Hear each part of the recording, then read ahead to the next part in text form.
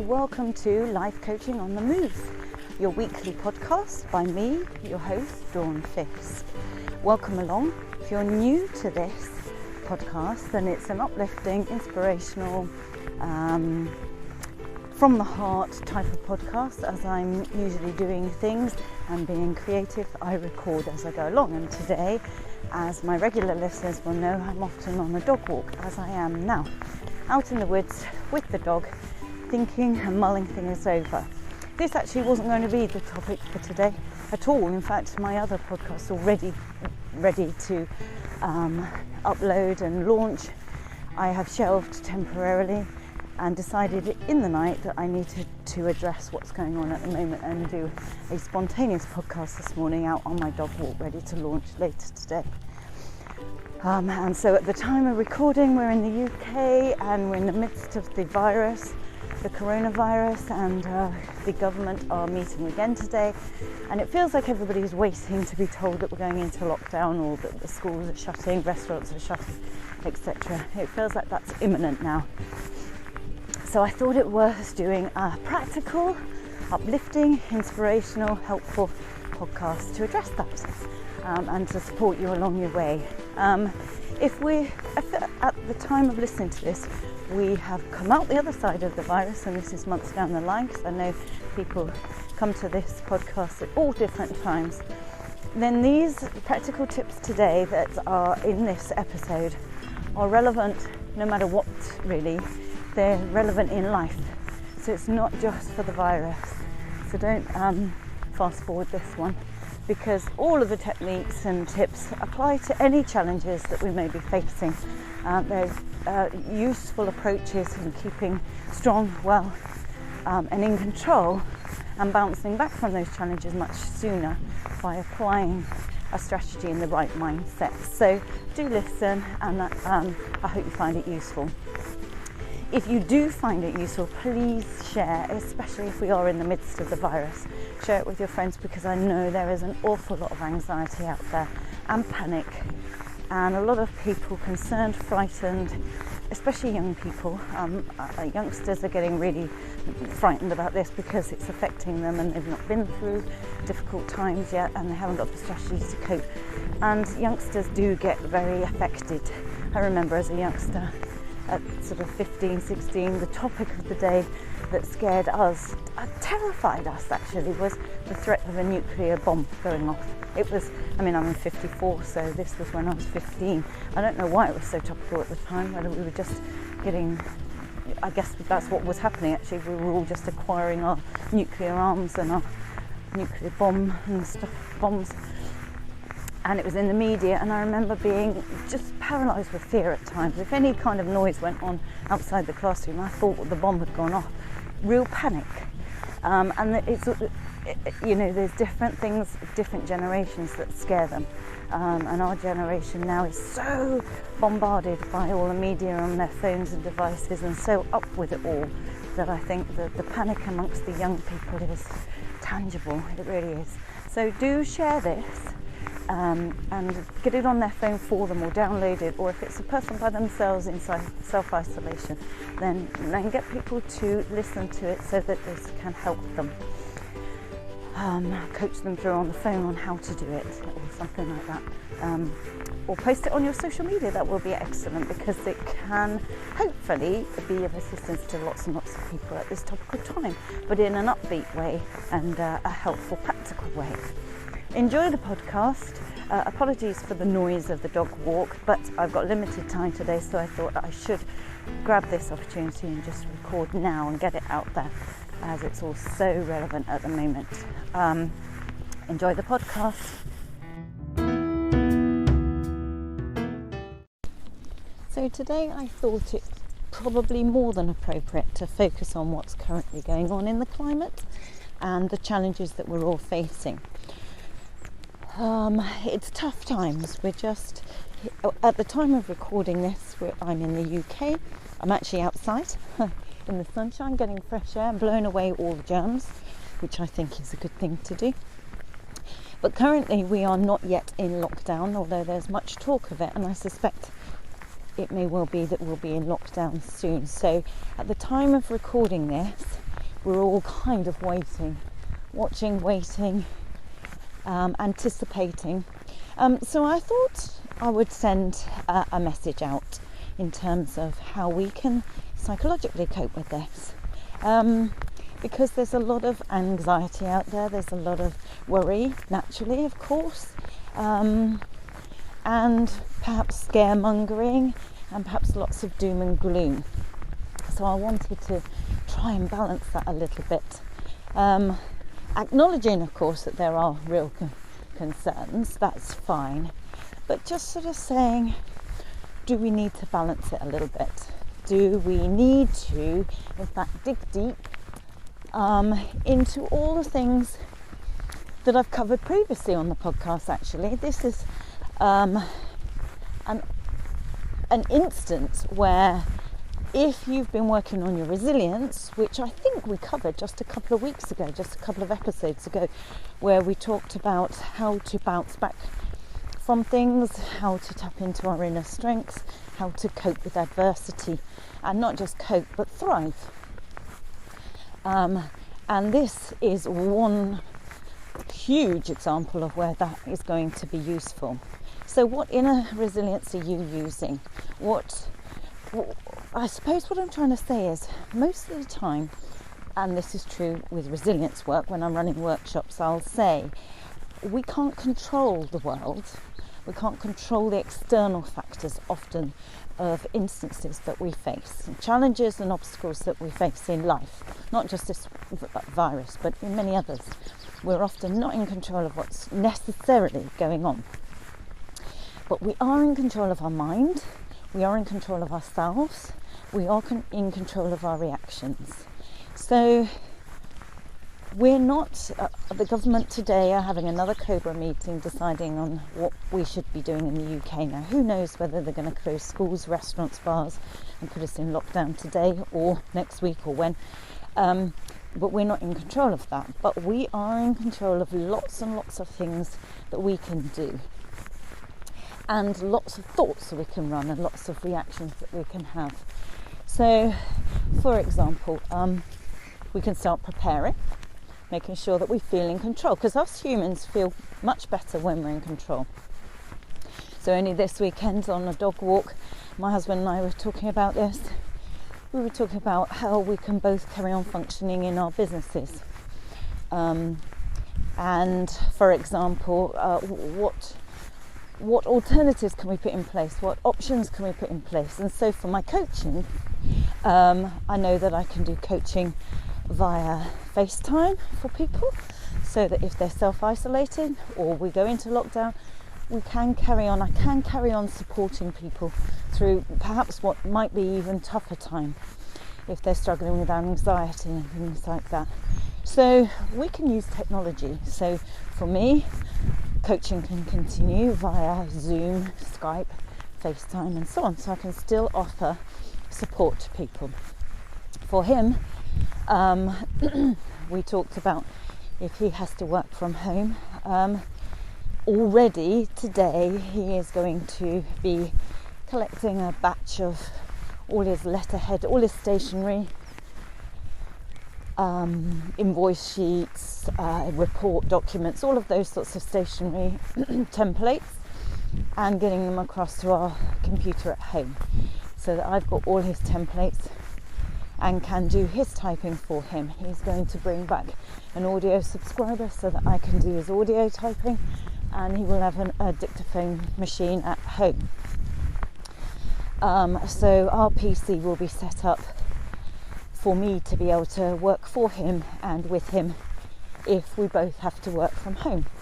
So much of his work is emailed anyway, so he can stay in touch with all of his clients, continue to do his reports and valuations and things like that. So we're already putting those plans in place. And then I was thinking, what will life be like if we are all four stuck in the house together? Well, I don't know about you, but I always think when they started to talk about lockdown, I assumed that meant locked in, literally all stuck in the house together. But I don't think that is the case. For me, my interpretation of that is to get out in the garden. So I would say to you, if you've got a garden or a balcony or something, be outside as much as you can if we are in isolation or self-isolating or whatever, because fresh air is so helpful with immunity, getting rid of all the germs, killing them all off, getting oxygen to your blood, things like that. So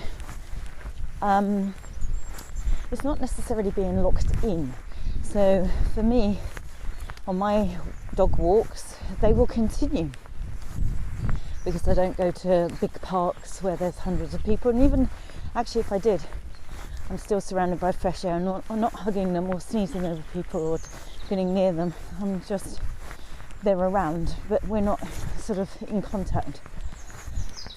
So whether you have a dog or not, maybe fresh air is a good thing to do. In fact, I'm now every day, no matter what the weather, opening all our windows upstairs and ventilating the whole of the house, getting cold fresh air. The kids hate it. I'm going back to the old days. They knew what they were doing when they used to send their recovering people off to the country or to the seaside, and they knew that fresh air, good air, exercise, sunshine helped for people who were convalescing, send them off to the coast or whatever. And they weren't wrong, I believe. So what if you are listening to this and you're struggling with being shut in, what can you do to help yourself? So what can any of us do to make these circumstances better for ourselves? What can you do now to prepare for a possible lockdown in terms of your work? Can you be setting stuff up? If you don't know yet how to use technology such as Zoom, can you be learning how to use that video technology where you can still have meetings with people, even if it's not work meetings? If you download Zoom, which is free, learn how to use it, you could have little meetings with your mates. I think you can have up to 20 people on the screen at once for free, so you can stay socialising, stay in contact with relatives, loved ones, so you don't have to feel socially isolated and cut off. That's important too. So how can you get some fresh air regularly? Open all your windows, get some air in there. The worst place, or the best place, depending on how you look at it, for germs to thrive and survive are hot, stuffy environments, central heating, where they breed and thrive. We don't need to give that to them. Get cold, fresh air in there and ventilate the place, and help yourselves. So that's one of the things that I'm doing. I'm also seeing this opportunity to do lots of outside chores. So if we are stuck together, then I see this as a perfect opportunity to get on top of all the garden chores. In fact, yesterday in the rain, I thought, right, I'm going to wash the car. It's absolutely filthy in the rain, hose pipe out, and then planted up some tubs and things like that. So washing down and brushing, getting rid of all the leaves and the moss and things off the patio area, cutting back some of the old plants, getting it all ready. So finding any job really that would be useful and give a sense of achievement, because that keeps our spirits up, but also gets us outside. So any repair jobs that I can get my son to do, get him outside. I'm going back to the old ways. So what can you be doing in this time, if we are in lockdown or anything, or you're isolated? What can you be doing outside? Can you be going for walks? Are there places you can go for long walks? Can you start to run little jogs? Come to a new sport or a new activity? Can you do chores outside? Can you clear your shed? Can you clear your garage? Can you clear the hedges, cut those back? What can you do to use this time and get a sense of achievement, but also to use this time to get outside and not sit inside? I remember on one of these podcasts saying to you about all the research that shows that between two study groups, half of the study group were forced to have a sedentary lifestyle. They were forced to do minimal movement, deeply discouraged to do any kind of movement for the study, and the other trial group were encouraged to do normal activity. Whatever their normal activity was, they carried on as before. Within just a week of enforced sedentary lifestyle, the group were found to have far more increased stress hormones in their blood system, reported feeling much lower in terms of emotional well-being, and feeling more stressed, as well as the stress markers that they were discovered to have. That was just 1 week. So what I'm trying to say is an antidote to the possible lockdown that we may be facing, or if you are self-isolating, maybe to continue doing things, to continue having a sense of achievement. What can you use this time for to turn it around as a positive? Because this can be a gift. This time that we can spend away from the grind, away from commuting, away from the busyness and the traffic and everything, we could use this as an opportunity. We could clear cupboards, clear the attic, clear out junk, get it ready. A pile for the charity shop, a pile for the skip, wherever, and a pile for selling on eBay. You could see this as an opportunity to, what could I put on eBay when life returns back to normal? Or recycle or free cycle. So that's very therapeutic and very good for the soul, to have a good old turf out and tidy up. What could you tidy out of the shed, the garage, outside? Get your tubs ready, your pots. Get some little pots in the shelf on the windowsill if you're indoors in a flat or an apartment. What things could you grow in the window? Little herbs, little tomatoes, little chilies, all of those sorts of things. Great sense of achievement. Or could you learn a new skill? There are loads and loads of courses out there that are free.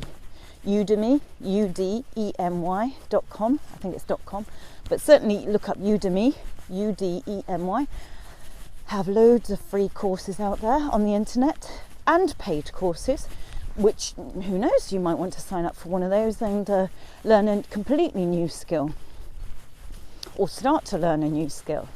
This may be an opportunity for that.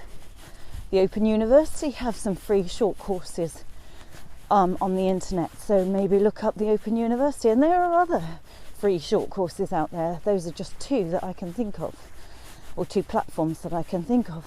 So could you do a short course, or several short courses? Could you learn a new language? Could you start to research a side hustle, a sideline? There are all sorts of things that you can do. Could you start a blog? Could you write a book? Could you sit down and start writing? Could you write poetry? Could you do some creative stuff that you've always wanted to do but you never feel you have any time? Could you start painting, or drawing, or making things? If my mother-in-law is in Spain, and she's 84. They're in lockdown anyway now, but she's got lots of food in. She's by herself. She lost her husband late last year, so this is a difficult time for her. But yesterday she said she's getting her sewing machine out. She hasn't had a sewing machine out for a very, very long time. She doesn't know what she's going to make, but she's going to sit down and make some things. What a great thing to do, instead of that. That's resilience. That's bouncing back instead of playing the victim card or that negative card. That's not helping anybody. So she's thinking, what can I do with this time? How can I use it well and enjoy it and look back and think, a bit like the war spirit, we made the best of this situation. So is there something creative that you've always wanted to do? Or could you use this time for moving around your furniture, rearranging your home, decorating if you've got some old paint? Or could you, before we go into lockdown, go out and get some paint? Now, prepare now, a bit like us getting the stationery at home. Can you go out and get a load of paint and emulsion and some masking tape and some brushes, and decide that when you're in lockdown you're going to redecorate the house? Could you get the carpet cleaner out? If you've got a carpet cleaner or a steam cleaner cleaning all the carpets, what could you do that you've been meaning to do that you could use this time for? Because I always think during tough times of any kind, there's usually some good in there somewhere if we look for it. But we have to look for it, especially if we're feeling frightened and anxious. This can be a great opportunity. And actually looking for the good and looking for the gift that it might inadvertently bring, and it does, these things often do when we look back on hindsight. Although it might be difficult at the time, we look back and think, actually, you know what, this and this came of it. And that's the trick, I think. So we can do that with the benefit of foresight. We've currently not in lockdown. So what can you currently be thinking? Okay, I'll plan, I'll prepare, I'll use that time to do the gardening. So you could use that time now to go out and get whatever you need, the potting compost, the seeds, the herbs, whatever it is you want to do. Get the stuff in now. Or if you wanted to write a book or do something creative, get to the art shops and get all your equipment now. Or if you want to do painting and decorating, just set things in place so that you're not dreading it. One of my friends is in self-isolation because she's got lots of health issues and she is very vulnerable, so they are self-isolating. And she messaged yesterday saying, we've only had one day of this, we've been in self-isolation for one day and we're already going out of our mind. The other thing I passionately believe, as you know, is to keep fit. Often, at times, like Christmas, when we think we're in and we're stuck in the house, we sit there and we watch lots of TV, eat lots of bad food, and don't do any exercise, and we're climbing the walls by the end of it. Although it's nice for a day or two, by the end, often we're climbing the walls. It feels too long, etc., etc. Well, this isn't Christmas, and I think we need to perhaps decide that we're not going to just give in, sit down and watch loads of TV and start climbing the walls. We can still be fit and healthy. In fact, I would say it's probably essential that we continue to do that, because fitness definitely supports and helps our immune system. So this may be the perfect time, especially if it's been something on your to-do list. It may well be the perfect time to get fit. And you say, how? I'm stuck in, I can't go to the gym. No, of course not.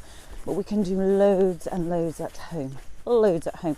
There is loads of stuff we can download. There is a great yoga YouTube channel, Adrienne Yoga, I think. She's got hundreds of different yoga sequences for beginners, all the way for just short 16-19 minute ones up to sort of 45-minute hour full body yoga.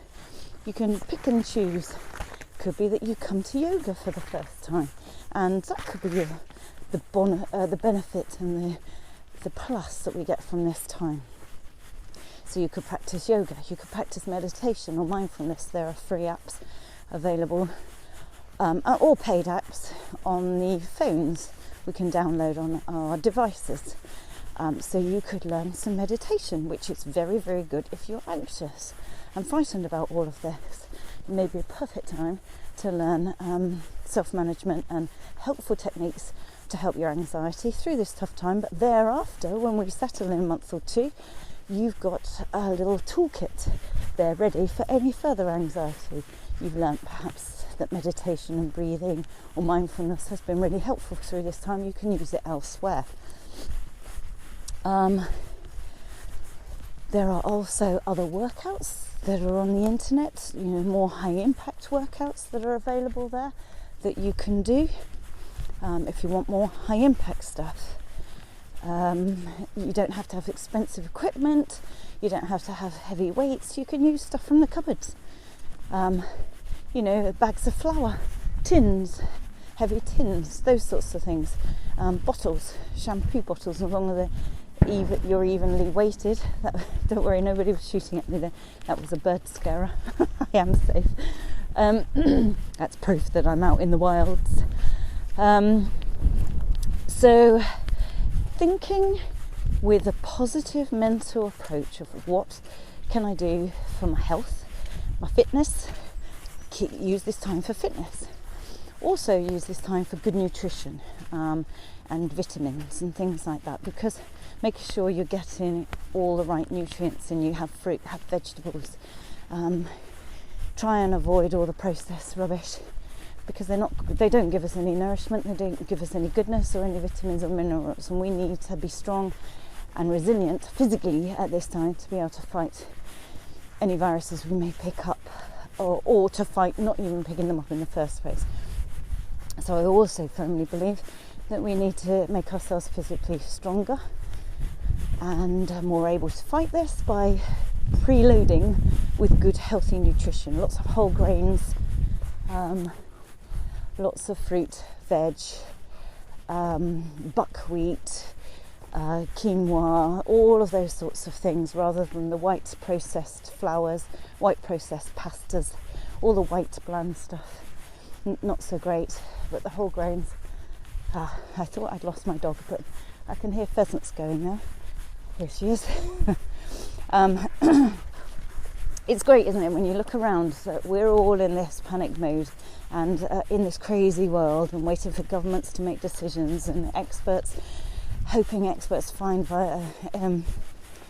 sort of injections to prevent us getting it or treatments to get rid of it. And nature just carries on. I put some birdseed out over the weekend for the little birds who are nesting, and watching them this morning, just foraging, feeding, rushing off, busy little birds, watching my dog carry on, watching the pheasants. Nature just carries on. Nature just has it sussed, doesn't it? It's us that messes up. Anyway, so those are practical ways of approaching this. I hope they're helpful. But mentally as well, we've got to stay well mentally. And by that I mean don't panic at all. We are a resilient animal. We're very intelligent, very clever. We've got far more up our sleeve now in terms of knowledge and strategies and abilities and technology to be able to all close down, get over this and move on. People talk about, but the Spanish flu killed it. It was different then. We've got far better treatments, far better research, far better knowledge and technology to communicate and look after each other. Everything's different now. It's not a repeat of the same. So I think the last thing to say is to protect yourself mentally. Don't decide who you're going to listen to and what you're going to tune into. Don't feed all of this hysteria and this panic. Listen to the headlines, find out what the form is, but don't binge on it. Don't keep talking about it, watching it, reading about it and scaring yourself. There's no point doing that. It will just drag your anxiety down. It's read what you need to read, get that bit of information and turn it off. I love what Italy were doing over the weekend, of all singing to each other and keeping everybody upbeat, keeping spirits high, and in Spain, lovely atmosphere. I think if we could keep upbeat and keep in touch with our friends via technology and keep cheerful and watch comedy. We've got to listen to the headlines and find out the facts, that's fine. But I think we then need to balance that. You then need to consciously bring in some upbeat stuff, a break from it all, some light entertainment, some distraction, read a great novel, listen to a funny podcast, watch a great film, an uplifting film. We've got to look after our emotional well-being as well. And if we just feed it all of this doom, gloom, scare, fear and worry, we are really going to drag ourselves down emotionally, and that actually is not serving anybody. It's not going to change anything, and if anything, it's going to drag your immune system down. It's going to affect your sleep. It's going to affect everything. That isn't going to help. It's not going to help one bit. It doesn't change the outcome. What can change the outcome is lots of practical strategies. Some of them I've listed before, and you may have lots of other ones. And if you do, please share them.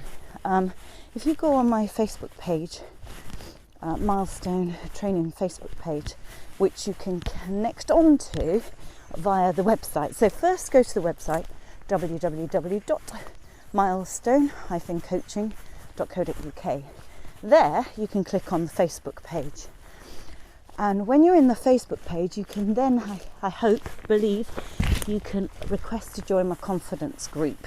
And we're a small group of like-minded people. And I'm hoping that what we can do there is become a kind of support network. That's my plan for this week, is to sort of put some things up there and to get people involved and to share the things that they're doing, the creative ideas they come up with about, how to use their time, or how to get fit while they're stuck in, or what foods they use. I want us all to share in a positive way, a little community. So if you want to go to the website and click onto the Facebook icon, and from there request to join the confidence group, then we can start communicating and sharing and getting a little support network up together, which I think would help. But support in a positive way, not in a scare, worry everybody way. I think that doesn't help anybody at all. So what we've got to remember, there are thousands and thousands and thousands of people who have had this and recovered.